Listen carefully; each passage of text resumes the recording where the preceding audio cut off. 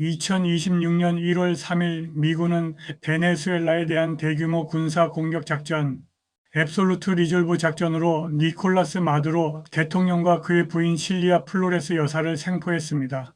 마두로는 미 해군 구축함 USS 이오지마호로 이송된 후 뉴욕으로 옮겨져 토요일 오후에 도착했고 마약 테러 혐의로 기소될 예정입니다. 트럼프 대통령은 안전하고 적절하며 현명한 정권, 이양이 이루어질 때까지 미국이 일시적으로 베네수엘라를 통치할 것이라고 밝혔습니다. 베네수엘라 전직 대통령 후고 차베스의 자문위원은 베네수엘라에서 시간은 미국의 편이 아니라고 저주를 퍼부었고 러시아와 중국은 마두로를 즉각 석방하라고 요구했습니다. 러시아는 미국이 베네수엘라에서 정치적 판도라 상자를 열었다면서 베네수엘라가 제2의 베트남이 될 것이라고 경고했습니다. 미국의 좌파 단체들도 트럼프의 마두로 체포를 비난했습니다.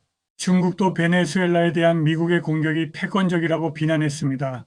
중국의 소셜미디어에 중국이 대만을 침공하고 접수할 때 트럼프의 전격적인 마두로 체포 작전을 그대로 원용해야 한다는 글이 올라와 4억 4천만 건의 조회수를 기록하고 있습니다. 중국 소셜미디어 웨이보의 다른 사용자는 미국 제국주의자들이 마두로와 그의 아내를 납치하기 위해 베네수엘라를 습격한 것은 우리 군이 대만의 기습 공격을 감행하여 라이칭더 총통을 체포하는 데 완벽한 청사진을 제공한다 라고 말했는데 여기서 라이칭더는 대만을 비하하는 데 널리 사용되는 용어입니다. 트럼프가 확실히 새로운 시대를 열었습니다.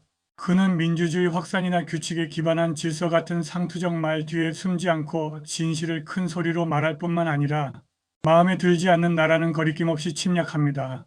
미국은 모스크바가 우크라이나 사태나 10여 년 전 조지아 사태에서처럼 이런 행태를 보이는 것을 오랫동안 비난해 왔습니다. 크렘린궁은 이번 주말 베네수엘라 개입에 대해 이중잣대가 어떻게 드러나는지 지켜보라고 반응했습니다. 베이징도 분명히 같은 의미를 전달하고 있는 것입니다. 본질적으로는 미국이 자국의 뒷마당에서 작고 골칫거리인 나라를 침략할 수 있다면 중국은 왜 똑같이 할 수 없느냐는 것입니다. 이러한 중국인들의 주장과 달리 미국은 그렇게 파렴치한 국가가 아닙니다. 마두로는 부정선거를 저질렀습니다. 2024년 베네수엘라 국민들은 마두로를 대통령직에서 물러나게 했으나 그는 퇴임을 거부했습니다. 정치학자 스티븐 레비츠키는 이 대선을 현대 라틴 아메리카 역사상 가장 심각한 선거 부정행위 중 하나라고 규정했습니다. 마두로 정부는 그가 51.95%의 득표율로 승리했다고 발표했지만 투표소의 85%에서 수집된 야당 측 집계 결과에 따르면 야당의 에드문도 곤살레스 후보가 약 67%의 득표율로 사실상 당선자였습니다. 에디슨 리서치의 출구조사 역시 이러한 결과를 확인시켜 주었습니다. 마두로 체포 소식이 전해지자 전 세계 베네수엘라 교민 사회에서 축하 행사가 벌어졌습니다. 플로리다주 도롤에서는 수많은 사람들이 베네수엘라 국기를 흔들며 거리로 쏟아져 나와 자유, 리베르타드를 외치고 미국과 베네수엘라 국가를 불렀습니다. 수백 명이 아레파소 수용소 앞에 모여 서로를 껴안고 이번 체포가 자유와 정치범, 석방 그리고 민주주의 회복으로 이어지기를 희망했습니다.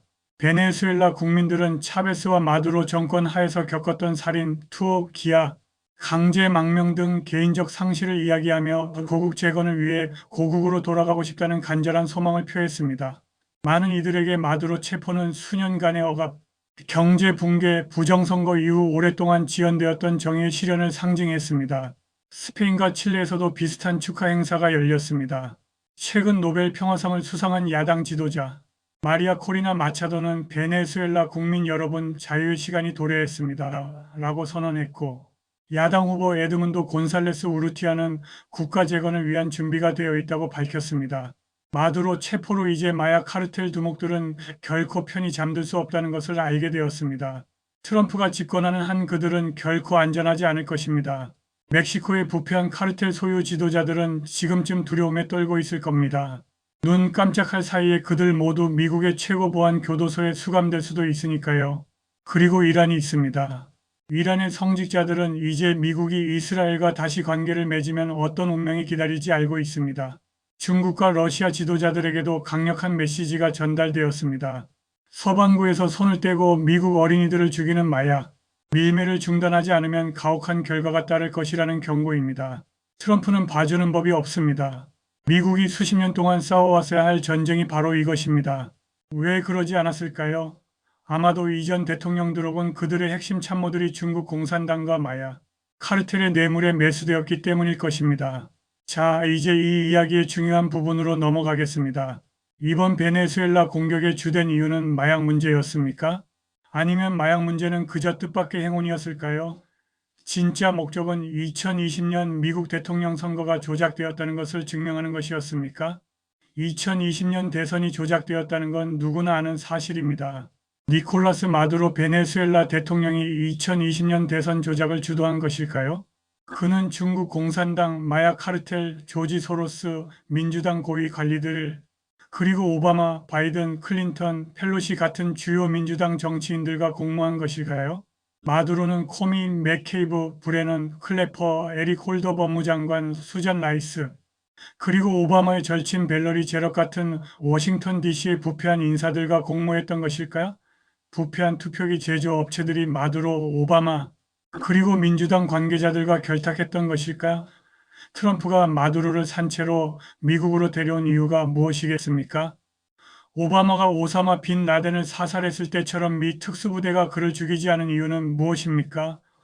왜 그를 미국으로 다시 데려오려는 겁니까? 마두로는 미국 내 최고 보안 등급 교도소에서 종신형을 선고받거나 마약 밀매 및 마약 테러 혐의로 연방 사형에 처해질 것이 분명합니다. 하지만 만약 그가 형량을 줄이는 조건으로 모든 것을 털어놓는다면 어떻게 될까요? 만약 그가 2020년 대선을 훔친 공모자들의 이름을 밝힐 수 있다면, 만약 그가 오바마 대통령과 직접 공모하여 꼭두각시 바이든을 백악관에 앉혔다면, 만약 CIA와 FBI가 그 부정선거에 가담했다면, 만약 마두로가 민주당 전국위원회 DNC와 전체, 민주당 지도부와 직접 공모하여 트럼프로부터 선거를 훔쳤다면, 만약 마두로, 오바마, 바이든, 힐러리, 그리고 민주당 고위 인사들이 코로나19를 핑계로 2020년 대선을 조작하기 위해 중국 공산당과 결탁했다면 어떨까요? 만약 마두로가 오바마, 바이든, 클린턴 일가가 중국 공산당 및 마약 카르텔과 결탁했다는 증거를 가지고 있다면 어떻게 될까요? 오바마, 바이든, 힐러리는 결국 관타나모 수용소에 가게 될까요? 아니면 지금 이 순간에도 범죄인 인도 조약이 없는 나라로 도피할 계획을 세우고 있을까요?